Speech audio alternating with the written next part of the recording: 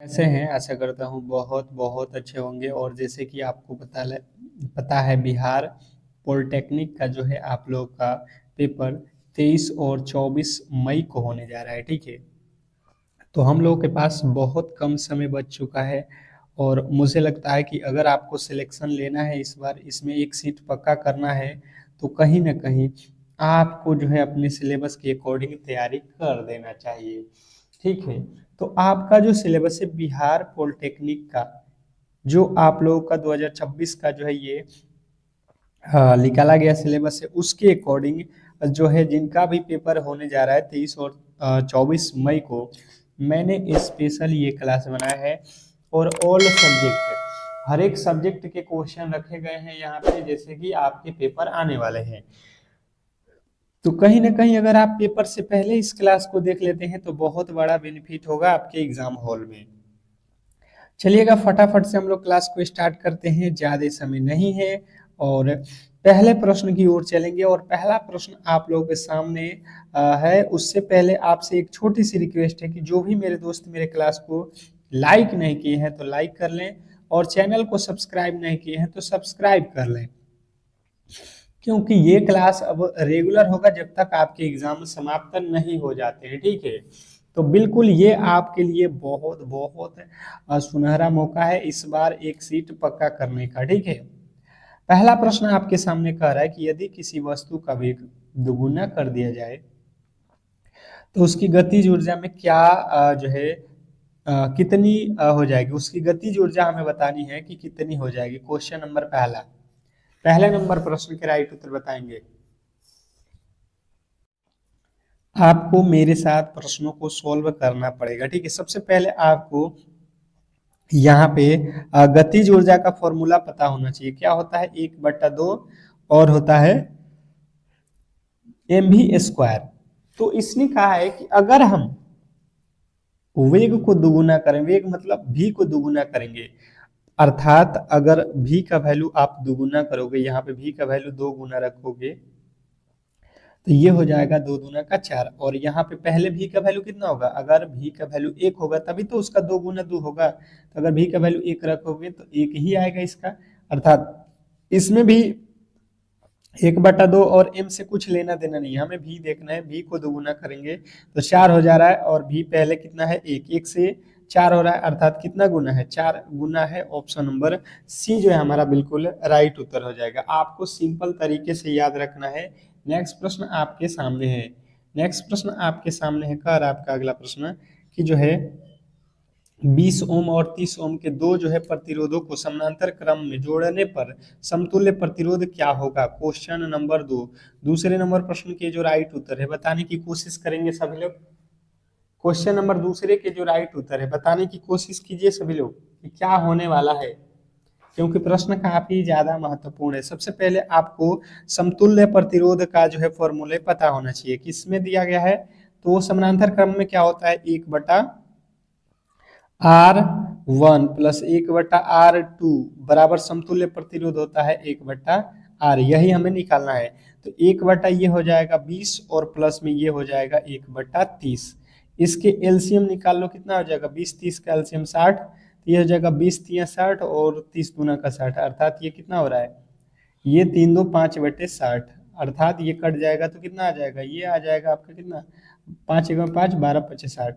हमसे पूछा गया है समतुल्य प्रतिरोध अर्थात आर का वैल्यू, तो इसको उलट दो, ये आर ऊपर चला जाएगा और ये 12 ऊपर चला जाएगा और एक नीचे आ जाएगा, तो अर्थात आर का वैल्यू हमें मिल जाएगा 12। मुझे लगता है कि क्लियर है, आपको बिल्कुल क्लियर होगा।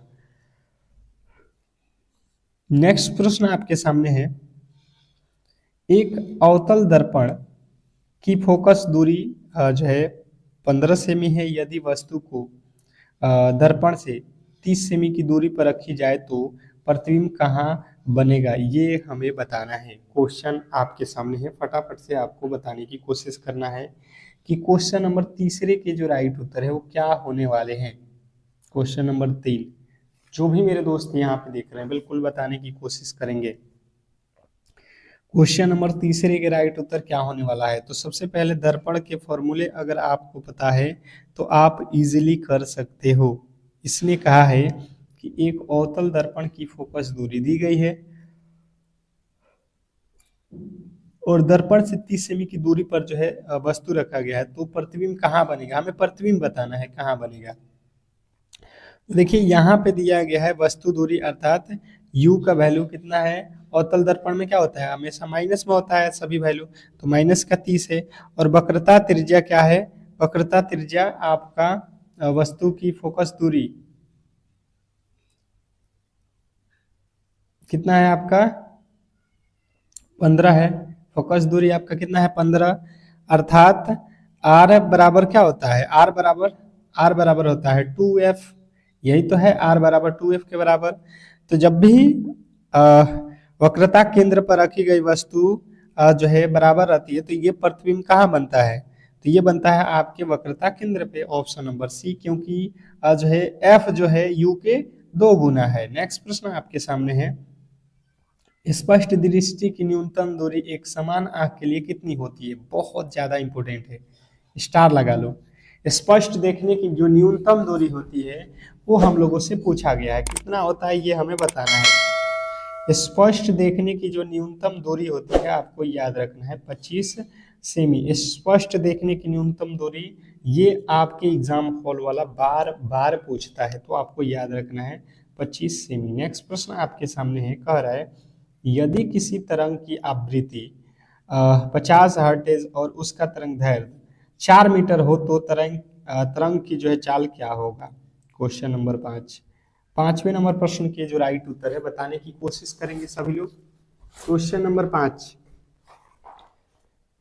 यदि किसी तरंग की आवृत्ति 50 हर्ट्ज है और उसकी तरंग दैर्ध्य 4 मीटर है तो उस तरंग की चाल जो है हमें बताना है। तो चाल क्या हो जाएगा, यहाँ पे चाल बराबर होता है आपका क्या, चाल बराबर होता है आवृत्ति गुणे जो है आपका तरंग दैर्ध्य, तो कितना हो जाएगा 50 गुणे 4 अर्थात 200 मीटर पर सेकेंड। मुझे लगता है क्लियर है आपको, ऑप्शन नंबर ए।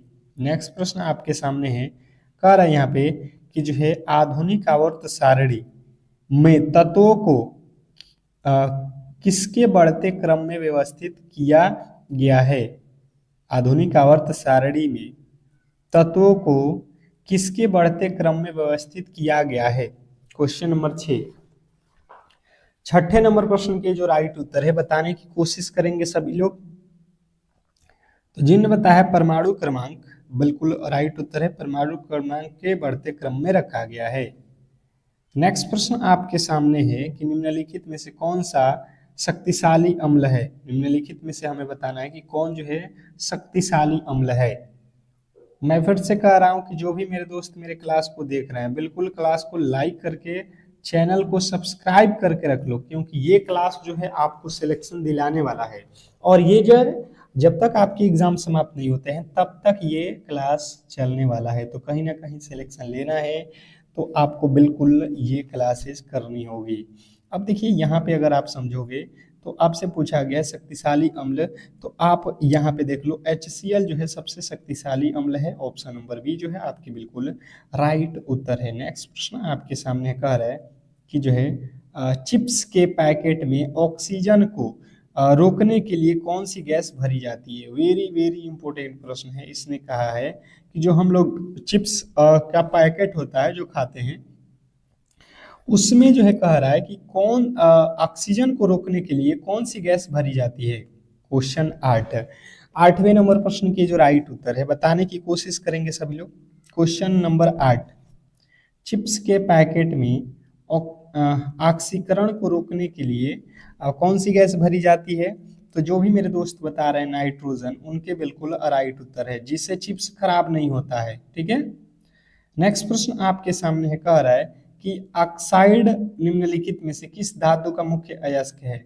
ऑक्साइड निम्नलिखित में से किस धातु का मुख्य अयस्क है। क्वेश्चन नंबर 9, 9वें नंबर प्रश्न के जो राइट उत्तर है बताने की कोशिश करेंगे सभी लोग कि क्या होने वाला है। क्वेश्चन नंबर 9वें के राइट उत्तर बताएंगे सभी लोग। क्वेश्चन नंबर 9 पे आ चुके हैं, और जो भी मेरे दोस्त बता रहे हैं कि बॉक्साइड जो होता है एल्युमिनियम का अयस्क होता है, जो कि ऑप्शन नंबर सी में दिया गया है, तो मुझे लगता है क्लियर है। मुझे लगता है कि आपने बिल्कुल सही उत्तर बताया है, इसमें कहीं से किसी तरीके के डाउट नहीं होना चाहिए। नेक्स्ट प्रश्न आपके सामने है, कह रहा है कि उदासीन विलयन का पीएच मान कितना होता है। Question number 10। 10वें नंबर प्रश्न के जो राइट उत्तर है बताने की कोशिश करेंगे सभी लोग। क्वेश्चन नंबर 10 पे आ चुके हैं। इसने कहा है उदासीन विलयन का पीएच मान कितना होता है। क्वेश्चन नंबर 7, जो भी मेरे दोस्त यहाँ पे देख रहे हैं और जो भी मेरे दोस्त बता रहे हैं कि उदासीन विलयन का पीएच मान जो होता है 7 के बराबर होता है, 7 के बराबर, ऑप्शन नंबर डी जो है आपके बिल्कुल राइट उत्तर है। ठीक है, नेक्स्ट प्रश्न आपके सामने है, देखिएगा, गणित का प्रश्न है। इसने कहा है कि यदि किसी द्विघात समीकरण के मूल अल्फा बीटा है तो अल्फा प्लस बीटा का मान ज्ञात करें। वेरी वेरी इंपॉर्टेंट है, बहुत बहुत ज्यादा प्रश्न आपके लिए खास है, बताने की कोशिश कीजिए सभी लोग। सभी लोग बताएंगे इस प्रश्न के जो राइट उत्तर है वो क्या होने वाला है। इसने कहा कि यदि द्विघात समीकरण जो है आपके सामने, इसका मूल जो है अल्फा और बीटा है तो अल्फा प्लस बीटा का मान ज्ञात करें। अब समझिएगा यहाँ पे इसने जो है किया क्या है, अल्फा प्लस बीटा का वैल्यू निकालना है, अर्थात हमको पता होना चाहिए कि अल्फा प्लस बीटा बराबर होता क्या है, माइनस बी बटा ए। बी का वैल्यू अगर कोई पूछता है तो यहाँ पे एक्स के आगे कितना है, एक है, तो बी ए का वैल्यू हो जाएगा, ये एक्स के आगे बी का वैल्यू और ये अंतिम वाला सी का वैल्यू। तो यहाँ पे माइनस और बी का वैल्यू कितना है, माइनस का 5, तो -5 और बटा ए का वैल्यू 1, अर्थात ये माइनस माइनस प्लस हो जाएगा, 5 बटा 1 अर्थात 5। ऑप्शन नंबर सी जो है हमारा बिल्कुल राइट उत्तर है। जिन्होंने भी बी को चुना है उनके बिल्कुल राइट उत्तर है। नेक्स्ट प्रश्न आपके सामने है, कह रहा है आपका अगला प्रश्न 12 नंबर प्रश्न पे आ चुके हैं। इसने कहा है कि जो है यदि tan थीटा बराबर 4/3 हो तो sin थीटा का मान क्या होगा। हमसे पूछ रहा है कि यदि tan थीटा बराबर जो है दिया गया है हमें, तो हमें जो है sin थीटा का वैल्यू बताना है। अब देखिएगा ये सभी के सभी आप देखोगे कि एग्जाम हॉल में आने वाले प्रश्न हैं, बिल्कुल यही पैटर्न है आपका और मुझे लगता है आप कर लोगे आसानी से। देखिए tan थीटा बराबर दिया है तो हमें यहाँ पे tan थीटा बराबर क्या होता है, tan थीटा बराबर p बटा b, अर्थात h का वैल्यू नहीं दिया है तो h का वैल्यू निकालते हैं किस तरीके से, √p² plus b square. p का वैल्यू कितना है 4, 4 का स्क्वायर 16 और b का वैल्यू कितना होता है 3 का स्क्वायर 9, अर्थात ये कितना हो जाएगा 16 9 25, 25 का वर्गमूल कितना होता है 5, अर्थात h का वैल्यू आ गया 5। साइन थीटा का वैल्यू निकालना है तो साइन थीटा बराबर होता है आपका कितना, साइन थीटा बराबर कितना होता है आपका p बटा h। p का वैल्यू कितना है, p का वैल्यू है आपका कितना 4 और h का वैल्यू है 5, 4/5 जो है हमारा बिल्कुल राइट उत्तर है आपके ऑप्शन नंबर बी। जिन्होंने बी को चुना है उनके बिल्कुल राइट उत्तर है। नेक्स्ट प्रश्न आपके सामने है, कह रहा है आपका अगला प्रश्न कि जो है एक गोले की त्रिज्या को दुगुना करने पर उसके आयतन में कितने गुने वृद्धि होगी। Question number 13। 13वें नंबर प्रश्न के जो राइट उत्तर है बताने की कोशिश करेंगे सभी लोग। क्वेश्चन नंबर 13, एक गोले की त्रिज्या को दुगुने करने पर उसके आयतन में कितनी गुनी वृद्धि होगी। सभी लोग बताएंगे, सभी लोग बताएंगे, बताने की कोशिश करेंगे सभी लोग। एक गोले की त्रिज्या को 2 गुना करना है। सबसे पहले गोले के आयतन अगर आपको पता है तो आप कर सकते हो। गोले का आयतन होता है 4/3 पाई r क्यूब। इसने कहा है गोले की 2 गुना करना है, तो अगर यहाँ पे भी एक मैं लिख देता हूँ, गोले के आयतन 4/3 पाई r क्यूब। यहाँ पे देखिए 4/3 से 4/3 पाई से पाई कट जाएगा। r का वैल्यू पहले हम मान लेते हैं कि 1 है और फिर 2 गुना करेंगे तो r का वैल्यू कितना हो जाएगा 2 गुना, तो 1 का क्यूब करोगे 1 ही होगा, 2 का क्यूब करोगे 8 हो जाएगा। 1 से 8 कितना गुना होता है, 8 गुना होता है। मुझे लगता है आसानी से आप कर लोगे, एग्जाम हॉल में आसानी से कर लोगे। नेक्स्ट प्रश्न आपके सामने है, कह रहा है यहाँ पे कि जो है प्रथम 5 अभाज्य संख्याओं का माध्य क्या होगा। प्रथम 5 अभाज्य संख्याओं का माध्य जो है हमसे पूछा गया है क्वेश्चन नंबर 14 में। 14वें नंबर प्रश्न के जो राइट उत्तर है बताने की कोशिश करेंगे सभी लोग। क्वेश्चन नंबर 14 के जो राइट उत्तर है वो क्या होने वाला है, सभी लोग बताएंगे। देखिए सिंपल है, माध्य बराबर क्या होता है, राशियों की योग बट्टा राशियों की संख्या। तो यहाँ पे 5 अभाज्य संख्या है कि कौन कौन सी होती है, 2 3 5 7 और आपका कितना होता है 11। 9 नहीं होता है, 9 जो है अभाज्य संख्या नहीं है, वो विषम है। बट्टा में आप कर लेना 5। आप देख लो 11 7 18 5 23 3 26 2 28। 28 बट्टे अगर हम 5 करते हैं तो 5 5 25 और 5 छक्का 30। मुझे लगता है क्लियर होगा आपका ऑप्शन नंबर ए। जिन्होंने भी ये को चुना है उनके बिल्कुल राइट उत्तर है। नेक्स्ट प्रश्न आपके सामने कह रहा है कि बिंदु बिंदु 3, 4 की मूल बिंदु से दूरी कितनी है। बिंदु 3, 4 की जो है मूल बिंदु से दूरी कितनी है। क्वेश्चन नंबर आपके सामने 15वें नंबर प्रश्न की जो राइट उत्तर है बताने की कोशिश करेंगे सभी लोग, बताएंगे। क्वेश्चन नंबर जो है 15 कि 15वें नंबर प्रश्न की जो राइट उत्तर है वो क्या होने वाला है, क्योंकि प्रश्न बहुत बहुत ज्यादा इंपॉर्टेंट है और कहीं ना कहीं सिलेक्शन लेना है तो ऐसे प्रश्नों को आपको सॉल्व करना पड़ेगा। जैसे कि आपको यहाँ पे सबसे पहले ध्यान देना है कि जो है मूल बिंदु बराबर क्या होता है। मूल बिंदु बराबर होता है फॉर्मूला आपके अंडर रूट एक्स स्क्वायर और प्लस में वाई स्क्वायर, ठीक है। अब यहाँ से देख लेते हैं एक्स का वैल्यू कितना है मूल में, ये एक्स है और ये वाई है। एक्स का वैल्यू 3 है, 3 का स्क्वायर करोगे 9 हो जाएगा और 4 का स्क्वायर करोगे 16 हो जाएगा। 16 9 कितना हो जाएगा 25 और 25 का वर्गमूल हो जाएगा 5। मुझे लगता है ऑप्शन नंबर बी जो है आपके बिल्कुल राइट उत्तर है। जो भी मेरे दोस्त यहाँ पे बी को चुने हैं उनके बिल्कुल राइट उत्तर है, इसमें कहीं से किसी तरीके के डाउट नहीं होना चाहिए। नेक्स्ट प्रश्न की ओर चलेंगे और अगला प्रश्न आपके सामने कह रहा है एक विद्युत हीटर पर 220 वोल्ट और 1100 वाट लिखा है, इसका प्रतिरोध कितना होगा। क्वेश्चन नंबर 16वें नंबर प्रश्न के जो राइट उत्तर है बताने की कोशिश करेंगे सभी लोग। क्वेश्चन नंबर 16 के जो राइट उत्तर है वो क्या होने वाला है, सभी लोग बताएंगे। सबसे पहले देखिए प्रतिरोध बराबर क्या हो जाएगा, यहाँ पे R बराबर होता है V स्क्वायर बट्टा में होता है आपका P। V का वैल्यू कितना दिया देख लो 220 और इसका स्क्वायर मतलब 2 बार लिख लो और बट्टा में PP का मतलब होता है पावर कितना है 1100 वाट है। अब यहाँ से आप 2 जीरो से 2 जीरो काट दोगे, 11 दूना का 22, 22 दूना का 44 जो है हमारा बिल्कुल क्लियर है। 22 दूना का 44 जो है हमारा बिल्कुल क्लियर है। ऑप्शन नंबर बी जिन्होंने भी बताया है उनके बिल्कुल राइट उत्तर है। नेक्स्ट प्रश्न आपके सामने है, कह रहा है कि किसी चालक तार की लंबाई दोगुनी करने पर उसका विशिष्ट प्रतिरोध पर क्या प्रभाव पड़ेगा। बहुत बहुत इंपॉर्टेंट है, बताने की कोशिश करेंगे।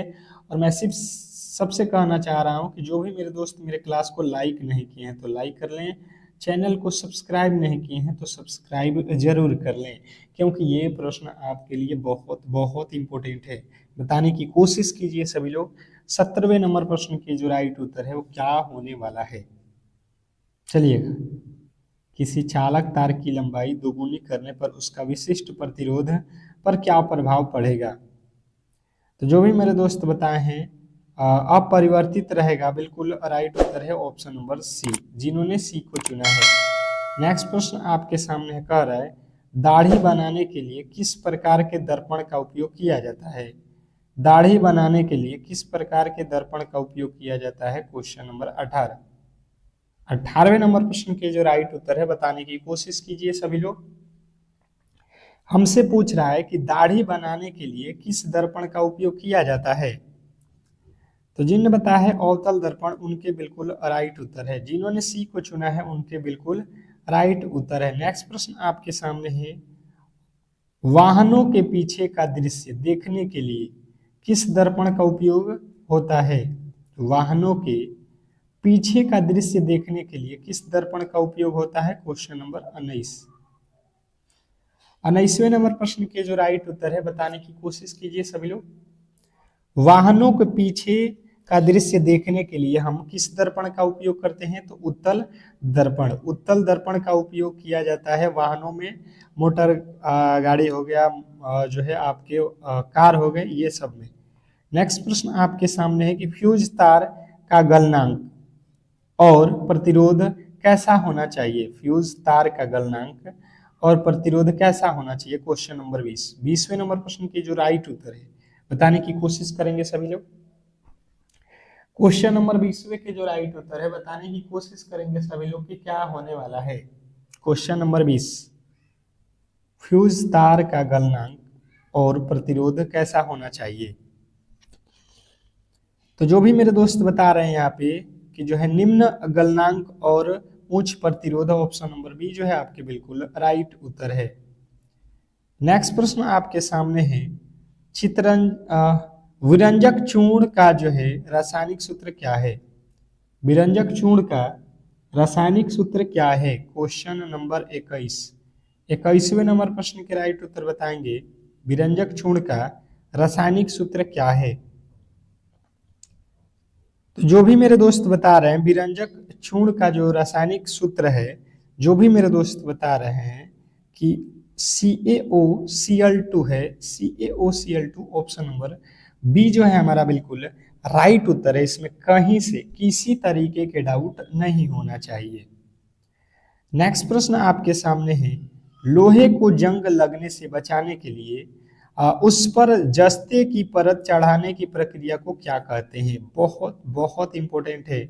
ये सारे के सारे प्रश्न आप देखना एग्जाम हॉल में आने वाले हैं, क्योंकि कहीं ना कहीं आपके सिलेबस जो है उसके अकॉर्डिंग मैंने वहां पे गेस किया गया प्रश्न उठाया।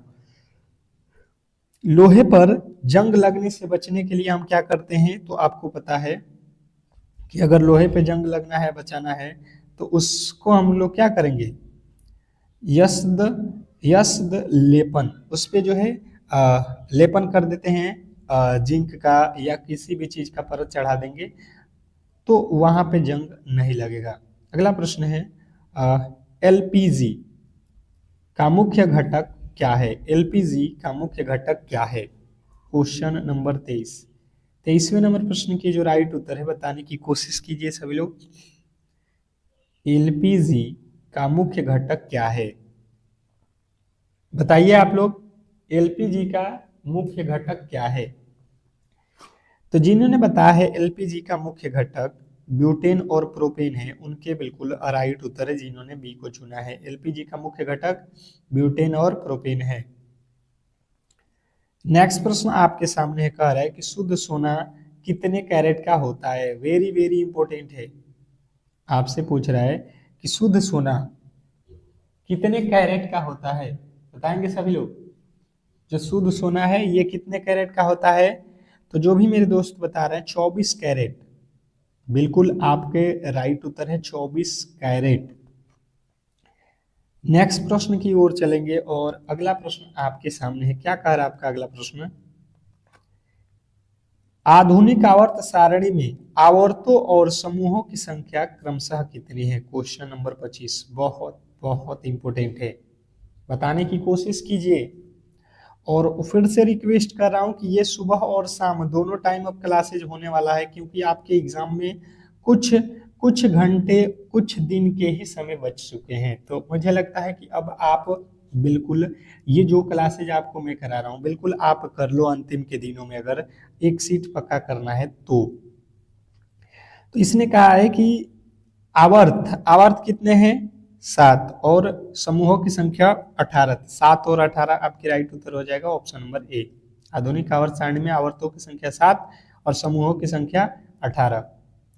नेक्स्ट प्रश्न आपके सामने है, यदि किसी वृत्त की परिधि और क्षेत्रफल का संख्यात्मक मान बराबर है तो उस वृत्त की त्रिज्या क्या होगी? क्वेश्चन नंबर 26 बहुत बहुत इंपॉर्टेंट है। ये गणित के प्रश्न है और मुझे लगता है कि आप सॉल्व कर सकते हो। बेहतर तरीके से बताने की कोशिश करेंगे कि यदि किसी वृत्त की परिधि और क्षेत्रफल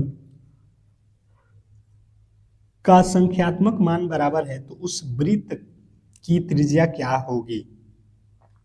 सिंपल तरीके से अगर हम समझने की कोशिश करेंगे, बिल्कुल सिंपल तरीके से, तो सबसे पहले देखो यहाँ पे दिया गया है कि वृत्त की परिधि कितनी होती है 2πr। वृत्त की परिधि यहाँ से हम लिख लेंगे 2πr। इसने कहा है वृत्त की परिधि और क्षेत्रफल, तो वृत्त की परिधि 2πr और वृत्त का क्षेत्रफल होता है πr²। यहाँ से पाई से पाई कट जाएगा, एक आर से एक आर कट जाएगा, इधर बचेगा एक आर और इधर बचेगा 2। तो त्रिज्या जो है हमें 2 मिल रहा है। इसने कहा वृत्त की त्रिज्या कितनी है, तो हम कहेंगे 2 इकाई। जिन्होंने ऑप्शन नंबर बी को चुना, जो भी मेरे दोस्त ऑप्शन नंबर बी को चुने हैं, उनके 100% सही उत्तर है। इसमें कहीं से किसी तरीके के डाउट नहीं होना चाहिए। नेक्स्ट प्रश्न आपके सामने है, कह रहा है कि दो समरूप त्रिभुजों की जो है संख्याओं का अनुपात यहाँ पे 4:9 है। इन क्षेत्रफल, इनके जो है क्षेत्रफल का अनुपात क्या होगा। क्वेश्चन नंबर 27वें नंबर प्रश्न के जो राइट उत्तर है बताने की कोशिश करेंगे सभी लोग। क्वेश्चन नंबर 27 पे आ चुके हैं और आपके अकॉर्डिंग क्या लगता है। इसने कहा है कि दो समरूप त्रिभुज है, मतलब समान रूप के त्रिभुज हैं और इनकी भुजाओं का अनुपात दिया गया है, एक का है 4 और एक का है 9। तो इनके क्षेत्रफलों का अनुपात जो है क्या होने वाला है। सिंपल तरीके से आपको समझने की कोशिश करना है कि जब भी ऐसा कहा जाए कि त्रिभुज जो है समरूप है और उनकी भुजाएं दी गई हैं, जैसे पहली वाली की 4 है और दूसरी वाली को 9 है, तो इसने कहा त्रिभुज का क्षेत्रफल, जब भी क्षेत्रफल कहा जाए तो क्षेत्रफल का मतलब होता है वर्ग, तो आप इनका वर्ग कर दो तो आपके राइट उत्तर बन जाएगा ऑप्शन नंबर बी। अगर आपसे इसका कहता त्रिज्या निकालो या भुजा निकालो कि इनका जो है यहाँ पे भुजा दिया है ना, तो यहाँ पे देता है क्षेत्रफलों का अनुपात, फिर कहता है भुजाओं की अनुपात बताओ, तो हम क्या करते हैं, ये 4 और ये 9 जो है इसको रूट में कर देते, ठीक है। तो ये हो जाएगा 2 और ये हो जाता 3, तो इनके भुजाओं का अनुपात हो जाता है 2:3। तो दोनों तरीका से आपको पूछ सकता है एग्जामिनर। अगला प्रश्न है 1 + tan² थीटा बटा 1 + cot² थीटा बराबर क्या होता है। 1 + tan² थीटा बराबर 1 + tan² थीटा बटा 1 + cot² थीटा बराबर क्या होता है। सबसे पहले आपको यहाँ पे सिंपल तरीके से समझने की कोशिश करेंगे। यहाँ पे होता क्या है, 1 + tan² थीटा, आपको फॉर्मूला याद होगा अगर आपने क्लास 10th में बेहतर तरीके से पढ़ाई कर रखा है, तो आपको पता है कि 1 + tan² थीटा बराबर होता है sec² थीटा बटा 1 + cot² थीटा बराबर होता है cosec² थीटा। ये तो आपको पता है। अब ये cos बटा cosec, ये आपको पता होगा cos बटा cosec, ये तो किसी का फॉर्मूला नहीं होता है, पर इसको हम चेंज कर सकते हैं। क्या चेंज करेंगे, हम cos को लिखे sec को लिखते हैं 1/cos गुणे इसको क्या लिखेंगे 1/sin। ये cosec का उल्टा क्या होता है 1/sin, तो उलाट देंगे तो साइन ऊपर चला जाएगा और एक नीचे आ जाएगा, क्योंकि ये मेन बटा है और मेन बटा के नीचे वाला वैल्यू पलट जाते हैं, तो ऊपर हो जाएगा साइन और नीचे हो जाएगा cos। साइन बटा cos क्या होता है tan, साइन बटा cos क्या होता है tan थीटा। मुझे लगता है कि बिल्कुल आपके राइट उत्तर ऑप्शन नंबर ए ही आया होगा। जो भी मेरे दोस्त देख रहे हैं इस क्लास के उनका राइट उत्तर ऑप्शन नंबर ए ही आया होगा। नेक्स्ट प्रश्न आपके सामने है, समांतर श्रेणी एपी का प्रश्न है कि 2, 7, 12 और 17 का 10वां पद क्या होगा। बहुत बहुत इंपॉर्टेंट है, बताने की कोशिश करेंगे कि आपके इस प्रश्न के राइट उत्तर क्या होने वाला है। बिल्कुल बहुत बेहतरीन, बहुत लाजवाब। आपको पता होना चाहिए कि 10वां पद निकालना है, T10 निकालना है, तो इसके फॉर्मूले क्या होता है a + n-1 × d, यही तो होता है। a का वैल्यू देख लो, पहला पद a होता है 2 और n का वैल्यू कितना है 10 और माइनस का 1 और गुणे d का वैल्यू 7 में से घटा दो 2, या 12 में से 7 घटाओगे तब भी आ जाएगा 5 ही आएगा। ये हो जाएगा 2 + 10 में से 1 जाएगा 9, 9 में गुणा हो जाएगा 5 का, तो 9 × 5 = 45 और 2 कितना हो जाएगा 47। तो मुझे लगता है 47 आपके बिल्कुल राइट उत्तर है जिन्होंने सी को चुना है। 47 आपके बिल्कुल राइट उत्तर है। नेक्स्ट प्रश्न आपके सामने है कि एक पासे को एक बार फेंकने पर एक अभाज्य संख्या आने की प्रायिकता क्या होगी। क्वेश्चन नंबर 30 30वें नंबर प्रश्न के जो राइट उत्तर है बताने की कोशिश करेंगे सभी लोग। एक पासा है, उसको एक बार फेंकने पर अभाज्य संख्या आने की प्रायिकता क्या होगी? तो सबसे पहले आपको पासा के बारे में मत पता होना चाहिए। पासा में क्या होता है? 1 होता है, 2 होता है, 3 होता है, 4 होता है, 5 होता है और 6 होते हैं। यही तो अंक होते हैं पासे में। इसमें कहा है अभाज्य संख्या। अभाज्य संख्या कौन होता है? 2 होता है, 3 होता है और 5 होता है। अर्थात अभाज्य संख्या अगर 2 आ जाएगा, 3 आ जाएगा, 5 आ जाएगा, तो टोटल संख्या कितना हो जाएगा? 3 अभाज्य संख्या है और टोटल पासा में संख्या कितना है? 6। तो 3/6 का मतलब हो गया 1/2। मुझे लगता है ऑप्शन नंबर ए जो है आपके बिल्कुल राइट उत्तर है। मुझे लगता है ऑप्शन नंबर ए जो है आपके बिल्कुल राइट उत्तर है। तो इस तरीके से जो है आज की क्लास को हम लोग यहीं पे समाप्त करेंगे। और अगर आपको ये क्लास अच्छा लगा है तो मैं फिर से कह रहा हूँ कि क्लास को लाइक करके चैनल को सब्सक्राइब करके बिल्कुल आप हमारे चैनल से जुड़ जाओ। मिलते हैं अगले वाले क्लास में, तब तक के लिए धन्यवाद।